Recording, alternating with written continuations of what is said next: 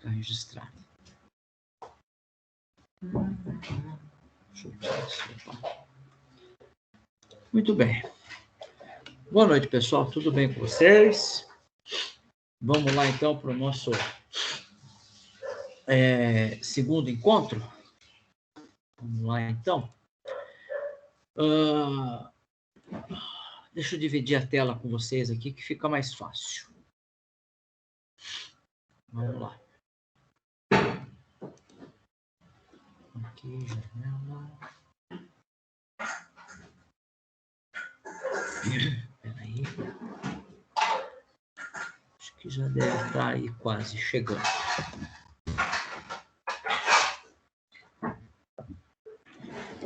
Muito bem. Se puder, só me dar um aviso aí, pode ser no chat mesmo ou no microfone, se está aparecendo a imagem aí para a tela para vocês já.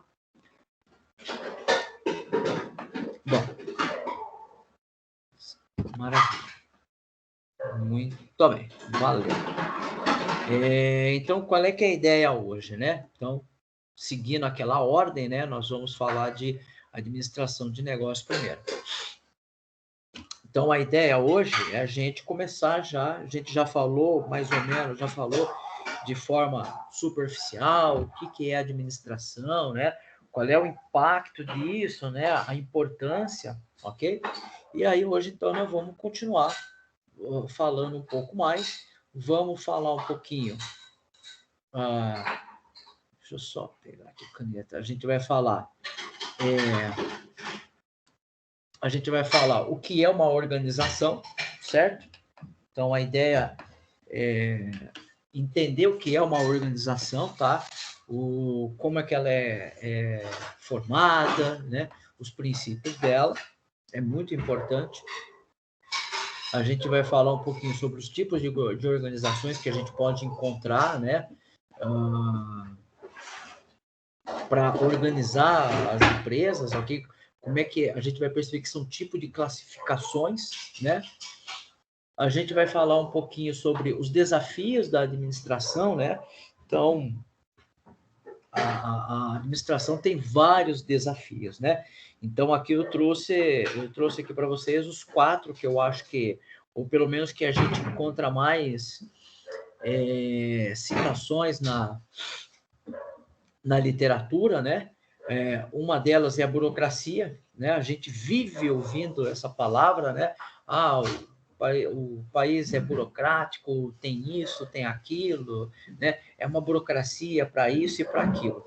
E aí a gente vai desmistificar um pouco isso. A gente vai ver que, de fato, a burocracia ela é algo existente, né? Ela é algo importante dentro da estrutura organizacional. É impossível a gente viver num contexto onde que não exista burocracia, mas ela pode ser melhorada, ela pode ser reduzida, né? Ela pode ser mais ágil, ok? A gente vai falar um pouquinho sobre isso. A gente vai falar outra coisa importante, que é um desafio da administração, que é com relação à carga tributária, né? A gente está sempre falando, ou pelo menos sempre ouve, né? Em televisão, eu acho que já foi mais falado isso, hoje é falado, mas não talvez com tanta ênfase que era no passado, que é a carga de tributos que incide, né, sobre as empresas de modo geral, né? Desde pessoa física até empresas, né? A gente pode falar um pouquinho disso, ok? Vamos falar um pouquinho disso. A gente vai falar também de recursos financeiros, né? Toda administração, toda empresa, ela precisa ter dinheiro para que ela possa fazer a prospecção e avançar dentro da sua atividade econômica, tá? E como é que eu faço para buscar esse dinheiro? Professor, a empresa vai lá e empresta no banco. Ok, perfeito, né?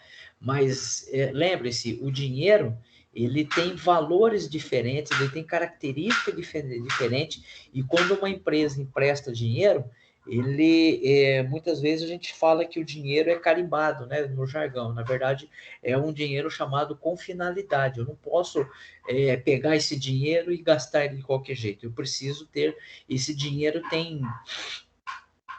ele tem já uma finalidade específica, né? Então, às vezes, eu posso pegar um dinheiro mais barato, um dinheiro mais caro emprestado no banco, tá? E basicamente aqui as equipes, né? Os recursos humanos, né? Como é que eu organizo a minha equipe para que ela trabalhe de forma eficiente e, consequentemente, os conflitos sejam minimizados e eu consiga potencializar a produtividade dessas pessoas, né? Que vão trabalhar, certo? Então, perceba, a administração tem bastante problemas aqui que ela precisa entender, certo? Eu preciso entender esses problemas, tá? Entender esses problemas para que eu possa conhecê-los e que eu possa ajudar a buscar uma solução melhor, tá ok? Nem sempre vai ter uma solução boa, né? Então a gente vai buscar uma solução que seja menos onerosa.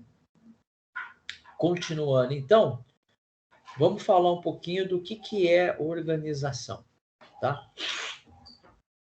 Bom, basicamente, em administração, organização tem o sentido, aqui é um D, tá? Não é um E. Deixa eu aproveitar, abrir aqui e corrigir isso. Tem o sentido de... Às vezes acontece, sai uma letra ali. Tem o sentido de associação de pessoas, né? Então, são pessoas que se associam, né? Que combinam, é uma associação de pessoas que combinam esforços individuais e em equipe ou barra coletivo, né? Com a finalidade de realizar propósitos coletivos. Então, perceba que essas pessoas elas vão se agrupar, vão se associar, certo? Com ideias em comum, tá? Sejam elas individuais ou equipe,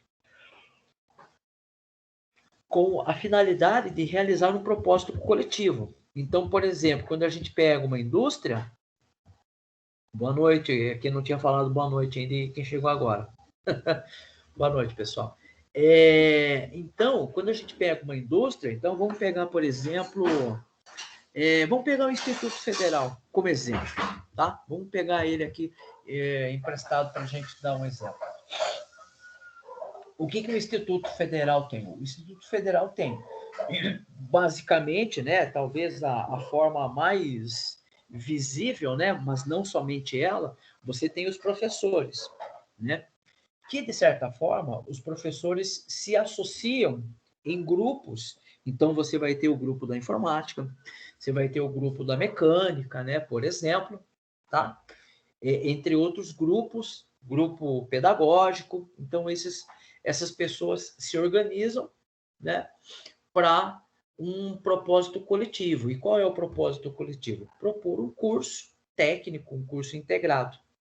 Existe ali também, dentro do Instituto Federal, o corpo administrativo, né, que ele dá suporte a tudo que acontece lá dentro. Então, o grupo, né, as pessoas do administrativo vão se associar em grupo, né, em uma equipe, né, com a finalidade de proporcionar meios para que o outro grupo, professores, possa trabalhar, possa dar as suas aulas, né? E possa atender também um outro grupo denominado alunos, tá? Para que esses alunos possam ter uma sala, certo? Fora isso, a gente tem o pessoal da conservação, que vai se organizar também para manter a escola limpa, né? Tem o grupo dos seguranças, que vai manter a segurança ali do estacionamento, né? Garantir a segurança ou a integridade do patrimônio dos alunos que chegam de moto, que chegam de carro, ok? Então perceba que as pessoas podem, de forma individual ou em conjunto, em equipe, se juntarem para desenvolver um propósito em comum de forma coletiva. A gente pode aqui trazer um exemplo, empresas, né? Então, você pega uma empresa privada, né? Uma metalúrgica, né? Por exemplo, as associações, então você tem as associações dos advogados, dos dentistas, né? Órgãos do governo, entidades públicas, privadas e do terceiro setor. Para quem não sabe, terceiro setor são as ONGs, né? Então, por exemplo, aqui no estado de São Paulo está acontecendo, né? Está acontecendo um incêndio. Eu vi ontem, hoje não acompanhei. Está acontecendo lá um incêndio na Serra do Japi, né? Que fica aqui perto de Jundiaí, nessa região. Inclusive, volta e meia vem aquelas fuligem, né? É por conta disso também. Mas, enfim, o terceiro setor existe ali uma associação de proteção dos animais que estão pegando os animais feridos ali pelo fogo, né? E estão dando os cuidados médicos ali, veterinários, ok? Então, é um terceiro setor. Não existe uma remuneração direta, né? Não existe, eles não estão fazendo aquilo em troca de uma verba federal ou de um pagamento do governo XY, tá? Não, eles estão lá porque eles querem. Evidentemente, eles arrecadam dinheiro através de doadores anônimos, né, para manter as operações deles, mas o terceiro setor. Então, às vezes, essas pessoas também desculpa, que acabam fazendo doação de alimento para moradores de rua, são do terceiro setor. Então, quando eles se organizam em um grupo, a gente já pode denominar isso que é um terceiro setor. Beleza? Vamos lá, seguindo então. Com base nisso,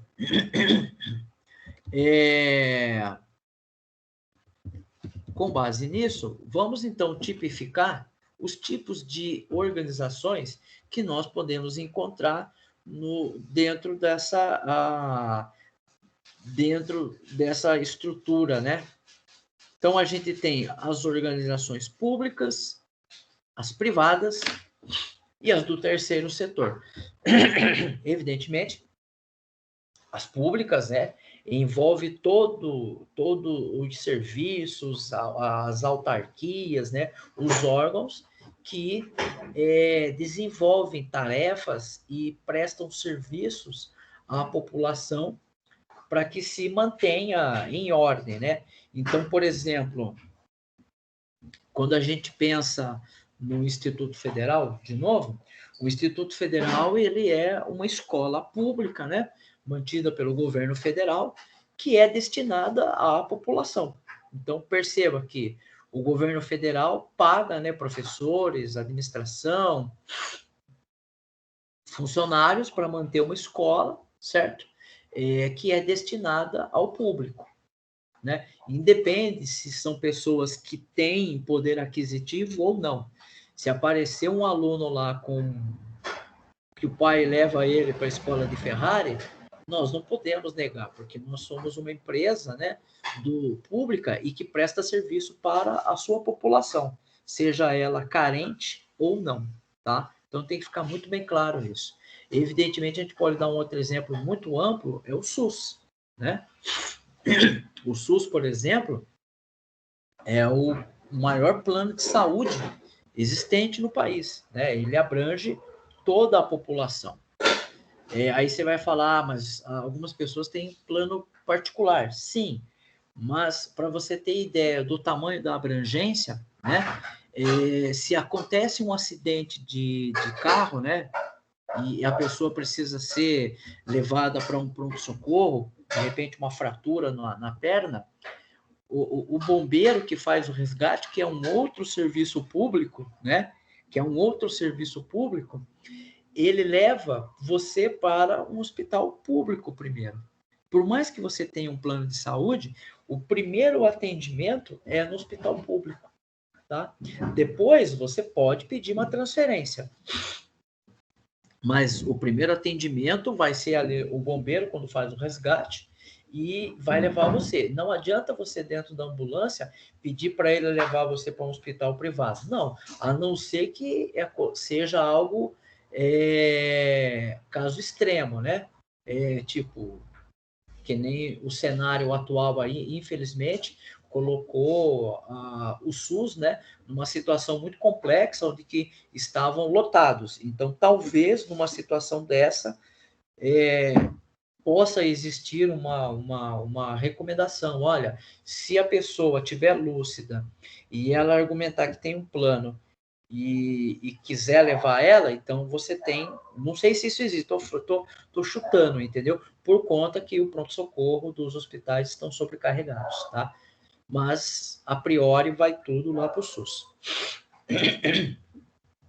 As empresas privadas, essas ficam muito mais fáceis de identificar, mas é toda aí qualquer empresa que, através de um pagamento, de uma remuneração, ela entrega um produto ou entrega um serviço, né? Ela presta um serviço. Então, por exemplo, telefonia móvel, que é o celular, quando você liga o seu telefone, seja o telefone celular pré-pago ou pós-pago, você precisa pagar para ter direito a falar com as pessoas, tá?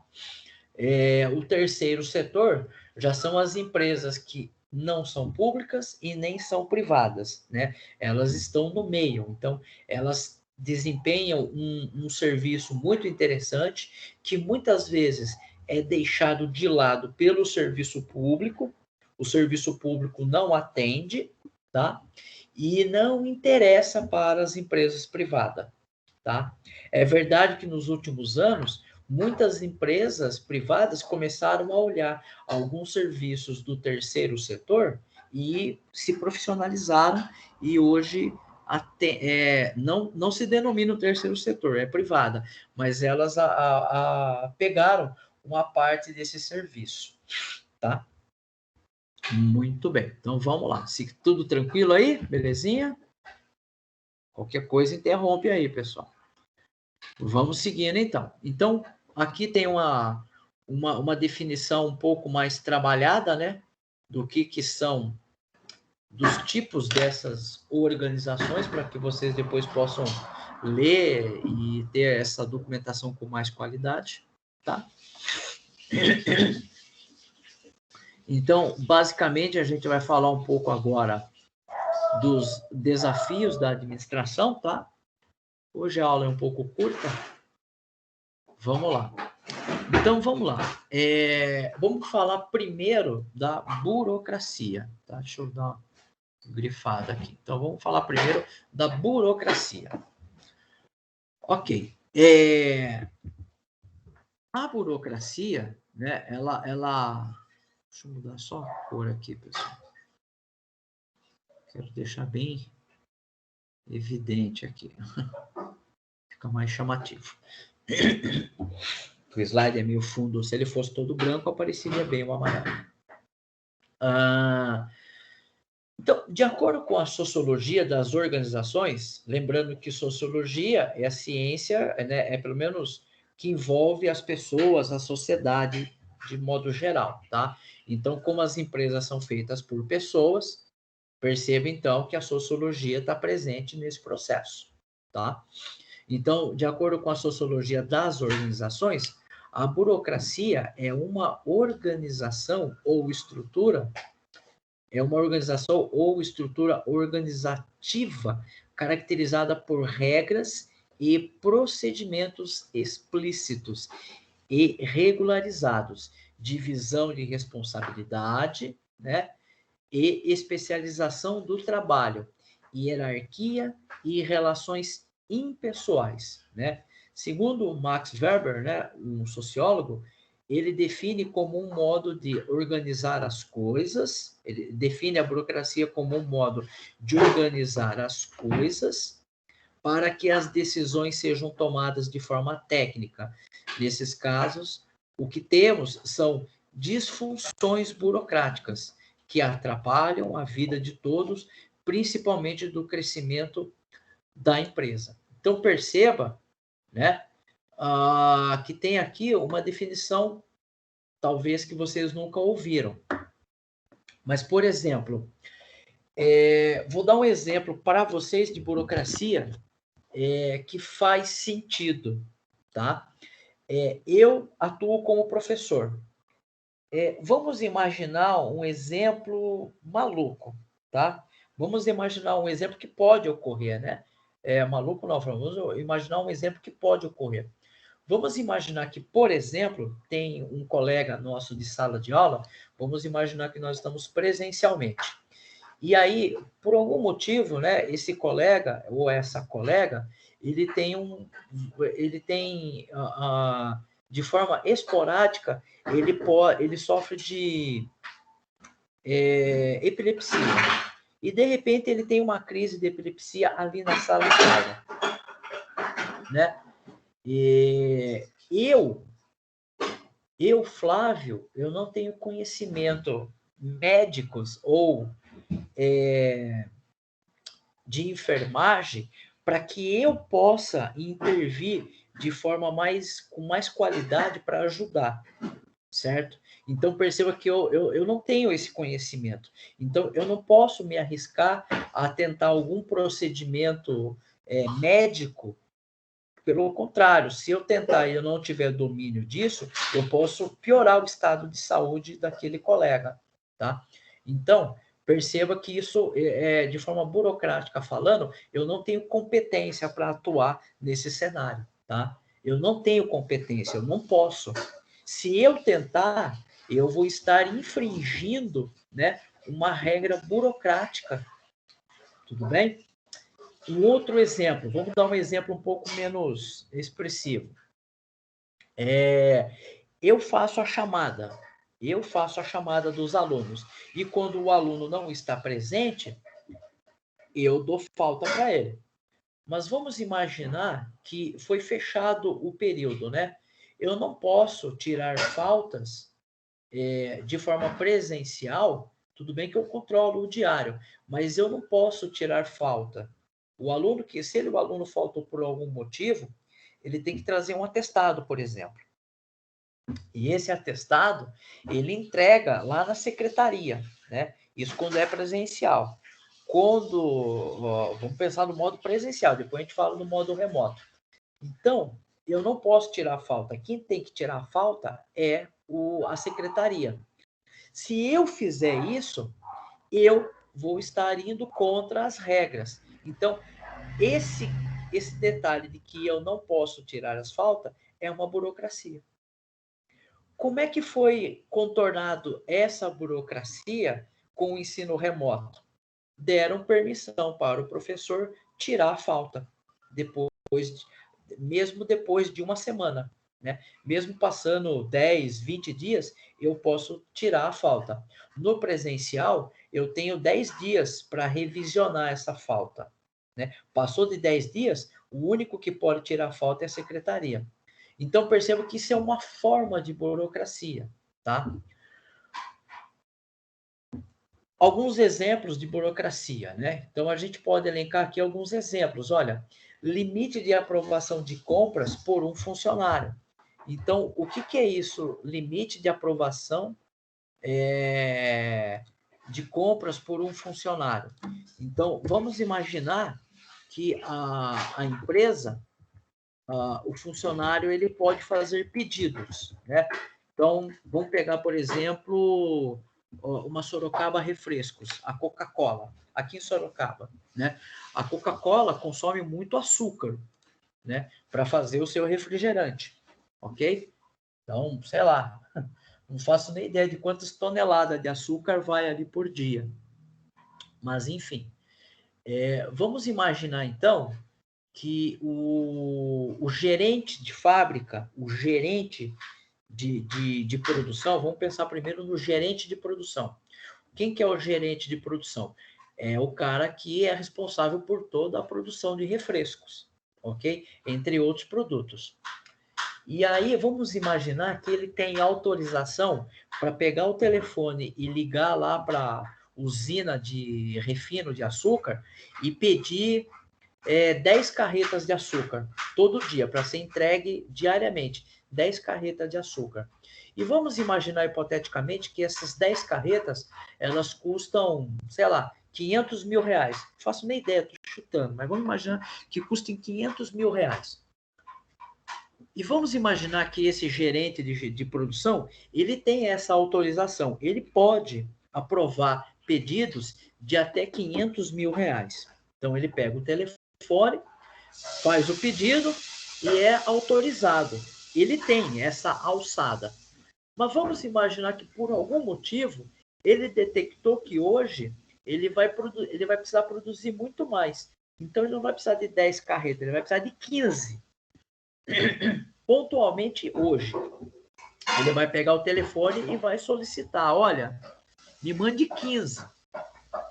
Só que aí tem um problema. Se a gente fez a nossa conta aqui de padaria, essas 15 carretas vão custar 750 mil reais. Ele não pode aprovar esse pedido. Por quê? Porque o limite dele é de 500 mil. O que ele vai ter que fazer? Ele vai ter que ligar para o gerente dele e falar e justificar por que ele pediu 5 carretas de açúcar a mais. Então ele vai ligar para o gerente dele e vai falar, olha, eu preciso que você aprove o pedido de 750 mil, porque eu precisei hoje comprar 15 carretas ao invés de 10. Tá? E aí ele vai explicar, vai mandar um e-mail, vai justificar. Tá? Então, isso, por exemplo, é um exemplo de limite de aprovação de um funcionário.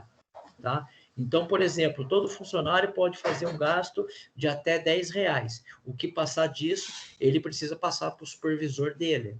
Tá? Então, isso é uma forma de burocratizar. Agora, perceba que essa burocracia é interessante, né? Ela não é danosa, ela é importante. Né? Imagine eu, Flávio, lá dentro do Instituto Federal, se eu pudesse sair comprando as coisas à torta e direito.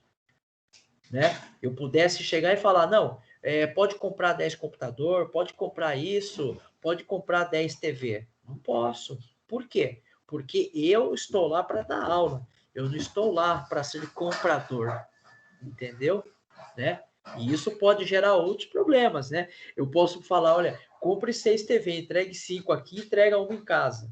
Espera aí, não é assim, né? Então, é uma burocracia para que isso não aconteça, tá bom? Uma outra forma também de aplicar burocracia de forma não muito correta, né, são as reuniões longas, né? Então, por exemplo, vamos pegar aqui o exemplo, esses encontros nossos. Isso aqui é uma reunião, né? É cansativo ficar aqui dessa forma, né? Consecutivamente, tá? Então, isso gera bastante cansaço, tá ok? E reuniões consecutivas, e principalmente reuniões sem objetivo. Então, tem reunião toda semana, e toda semana não se sabe a pauta da reunião. A gente volta e meia está falando de assuntos que já foram discutidos em reuniões anteriores, e são reuniões longas e que não se resolve nada, né? As metas são muito obscuras, ambíguas, né? Então, toda vez que eu, como administrador, vou lá e começo a falar o que tem que ser feito para a minha equipe, eu nunca coloco de forma clara e objetiva quais são as metas. As metas são sempre duvidosas, são sempre ambíguas, né? Não estão claras, tá? Então, isso é uma forma de burocratizar. A estrutura muito hierarquizada. Então, vamos imaginar que você tem que, por exemplo, falar com uma pessoa, só que para falar com essa pessoa, você tem que. O seu pedido, o seu memorando tem que passar por 10 pessoas. Né? Então, a gente costuma falar que essas empresas, né, elas têm uma estrutura. Cadê a caneta? Elas têm uma estrutura muito hierarquizada, né? Então, a gente costuma falar que é um exemplo de pirâmide, né? Então, tem um nível aqui, depois tem outro nível, outro nível, outro nível. E aí a gente chama isso de hierarquizado, ou seja, para mim sair daqui é muito difícil. É quase que impossível, tá? Então, quanto mais hierarquia, pior a organização da empresa. Quanto menos hierarquia, melhor as decisões, mais fácil a empresa toma. Revisões de decisões constante. Então, nós tomamos uma decisão semana passada e essa semana nós vamos ter uma reunião para, de novo, falar sobre o que nós resolvemos semana passada. Mas espera aí, se nós já resolvemos semana passada, por que nós estamos fazendo uma reunião para falar disso de novo? Já não foi resolvido semana passada? Tá? Então, isso é um problema. Tudo bem? Tranquilo até aí, pessoal? Sem novidades? Então, vamos seguir, então. Seguindo, então, vamos falar da carga tributária, né? A carga tributária. Carga tributária é um outro grande desafio da administração. Basicamente, eu não fui buscar um dado atual, mas basicamente, para você ter uma ideia, a carga tributária brasileira alcançou o patamar recorde de 35,17% do PIB. Né? O que é o PIB? É o Produto Interno Bruto, em 2019. De acordo com o estudo elaborado pelos economistas, pelo economista Afonso e o Pacheco. O Afonso e o Kleber, o José e o Kleber. Aqui, Flávio. Né? Então, olha só. E eu já ouvi relatos, ou pelo menos algumas reportagens de orelhada na televisão, que o de 2020 superou o de 2019. O que isso quer dizer de forma bem simples, né? Então, vamos fazer o seguinte aqui, ó. Vamos pegar uma forma bem simplesinha. Imagine que você... Opa, deixa eu mudar a cor aqui. E maravilha. Agora sim. Imagine que você tem aqui uma pizza, né? E dessa pizza, praticamente 1/3 dela foi em imposto. Porque é os 35,17, né? Isso quer dizer que de cada R$1.000, né?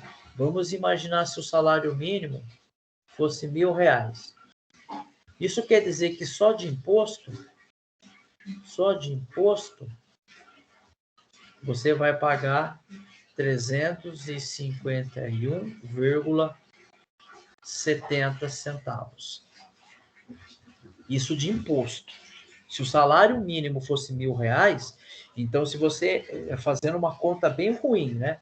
Se você recebesse R$1.000 no primeiro dia útil do mês e você comprasse tudo que você tem que comprar, né?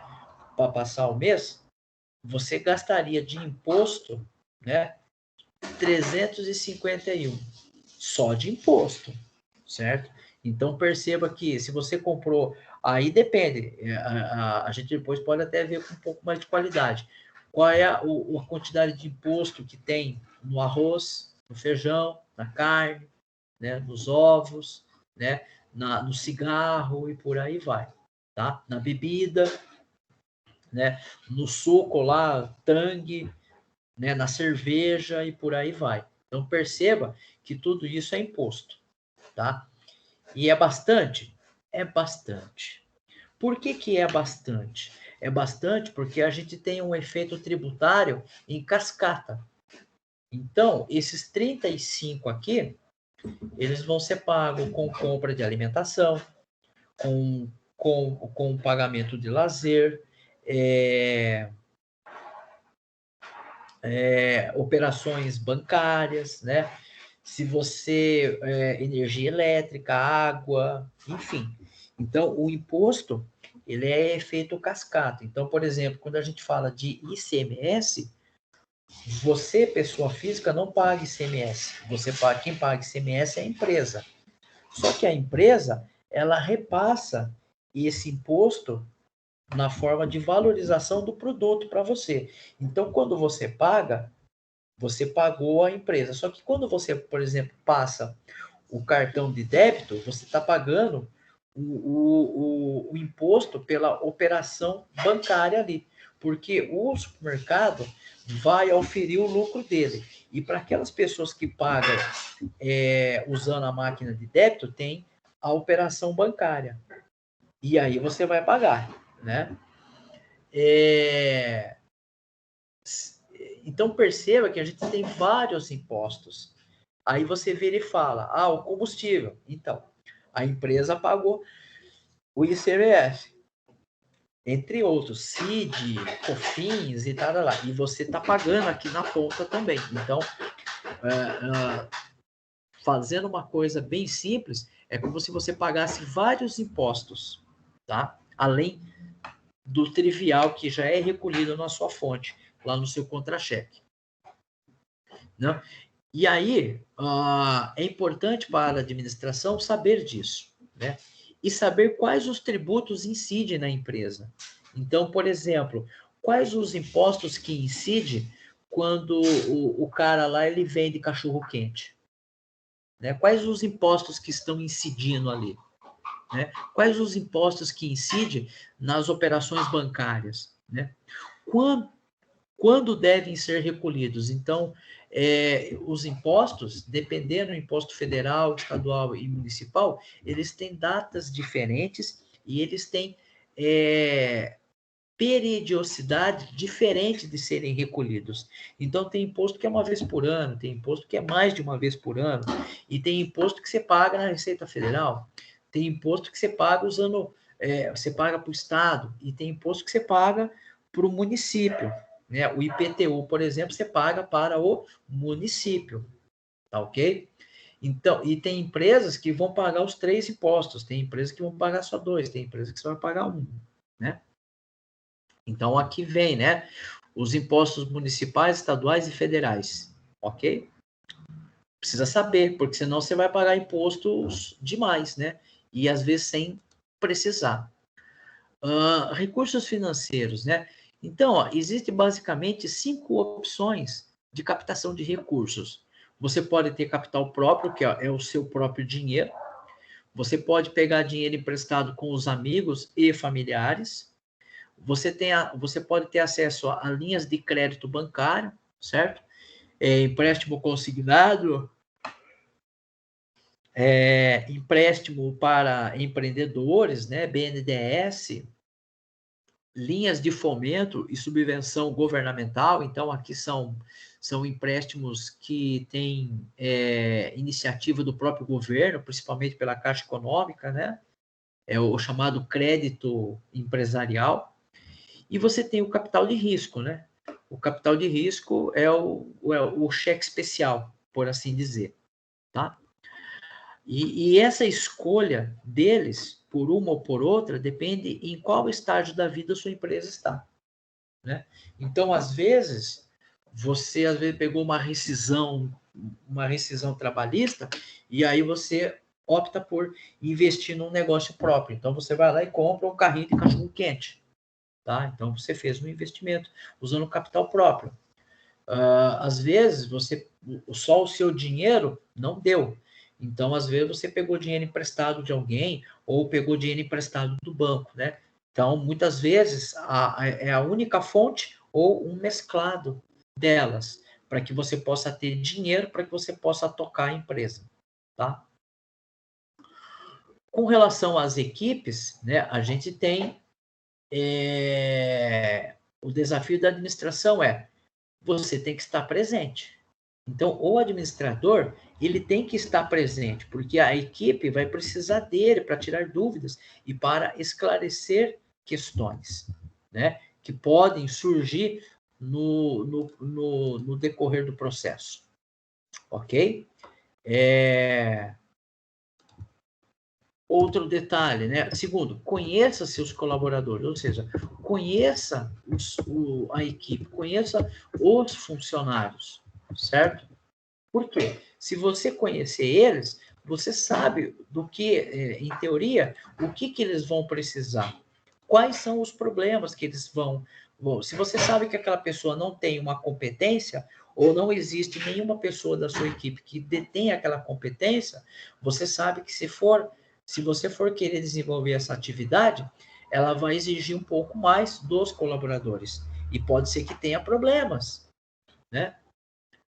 Incentive, né? Seja você o incentivador que as pessoas conversem, troquem informações sobre os problemas que elas estão tendo no desenvolvimento da atividade. Tá ok? Isso vai proporcionar uma troca de experiência entre eles, tá? Aprenda a lidar com as adversidades, né? Um exemplo de adversidades é mulheres e homens, né? E homens trabalhando junto na mesma atividade. Hoje não é tão muito presente isso, mas para você ter ideia, alguns sociólogos pesquisavam, né, o desempenho de tarefas similares entre homens e mulheres, né?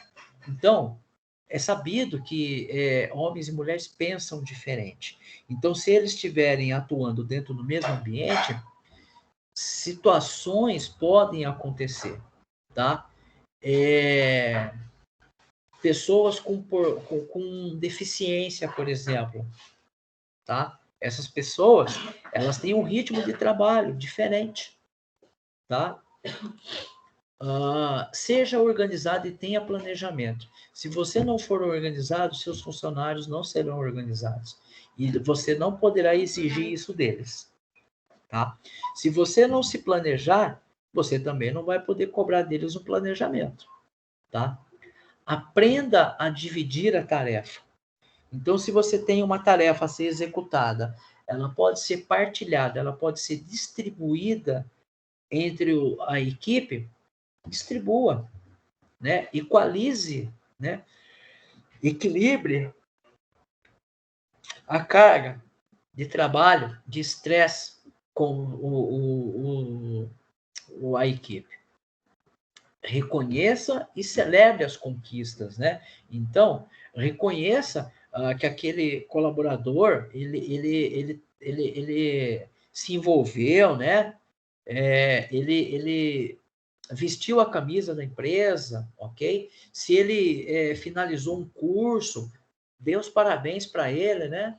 Isso é importante, tá? E oitavo aqui, chamar atenção sempre reservado. Então, no dia de amanhã que você precisar chamar a atenção de um colaborador, não o faça perante os demais. Chame ele em reservado, né? Chame e pergunte, né? E comece com a crítica. Comece criticando o que está errado, né? Apresente o problema que está incomodando, que ele está ocasionando, que está incomodando a organização. E depois termine apontando os valores positivos que ele tem. Então, por exemplo, se o cara chega atrasado, isso é constante, você chama ele e fala, olha, você está chegando atrasado, né? Você não está em alinhamento com as pessoas, com os demais da equipe, que estão sempre aqui no horário, né? E comece criticando isso. Olha, você precisa acordar mais cedo, você precisa se organizar para pegar um ônibus anterior a esse que você está pegando e está dando errado, né? Tem que se organizar. E depois você termina falando, poxa, você é um cara que quando você é um recurso que quando eu contratei aqui, eu contratei sabendo que você ia agregar valor à equipe, você ia somar. E que você está somando, certo? Então termina, ok? Saiba demitir e aprenda a aceitar o pedido de demissão. Isso aqui é muito sério, né? Nenhuma empresa contrata para demitir, certo? Mas demitir pessoas é necessário nesse processo. Infelizmente, é um processo administrativo, tá? E não é fácil, tá? Não é fácil para o administrador dispensar um colaborador.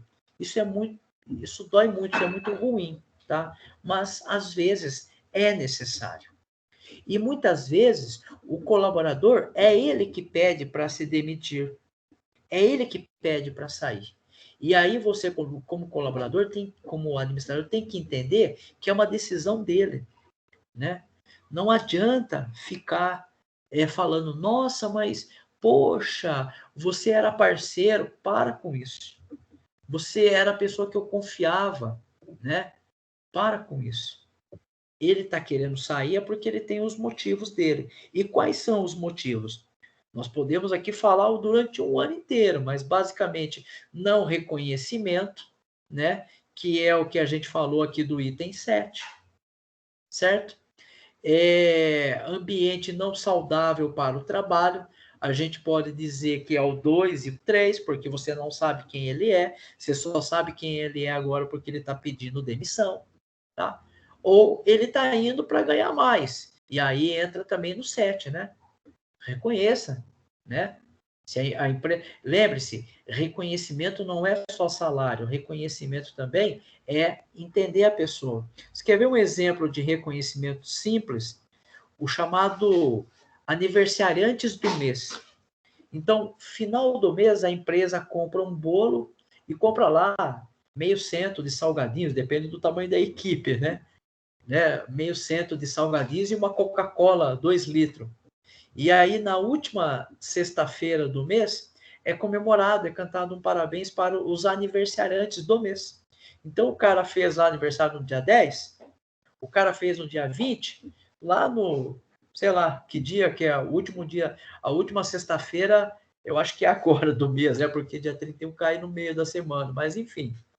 Se organiza, se vai ser só no último dia ou na última sexta-feira, a gente vai cantar parabéns para todo mundo. Então, fulano, parabéns, ciclano, parabéns, beltrano, parabéns, né? Ou esse mês aqui, quem está fazendo aniversário é fulano, beltrano e ciclano. É uma forma diferente, tá? E parece que isso não é nada, mas isso causa impacto, tá? Isso causa impacto. Pessoal, tudo bem até aí? Tranquilo? Maravilha? Eu vou deixar uma atividade para vocês lá no Moodle. É a segunda atividade que está lá no Moodle, tá? Foi deixada uma já na semana passada e estou deixando uma segunda. Então, eu vou meio que deixar algumas tarefas iniciais de administração, de negócio, e depois vocês vão ver que vai começar a aparecer algumas de empreendedorismo, tá? Que é o nosso próximo encontro. Mas, enfim, o que eu quero que vocês façam nessa atividade? Eu quero que vocês pesquisem quais os impostos municipais, estaduais e federais, tá? Eu quero que vocês apenas indiquem, o ICMS é um imposto tal, o PIS/COFINS é um imposto tal. Quantos impostos vocês podem pesquisar? Sei lá, pegue um de cada, tá? Pega um imposto de cada, certo? Aqui não está dizendo isso, mas pode pegar. Indique, né? Indique um de cada esfera, tá? Certo? Então, indique um municipal, indique um estadual, certo? E um federal. Beleza? Só indicar, esse imposto e tal. Tudo bem? Tranquilo? Essa atividade já está lá no Moodle, tá? Ela já está lá no Moodle. Beleza? Pessoal, com relação ao que a gente falou aí, alguma dúvida? Alguma coisa que não ficou claro? A gente fala mais.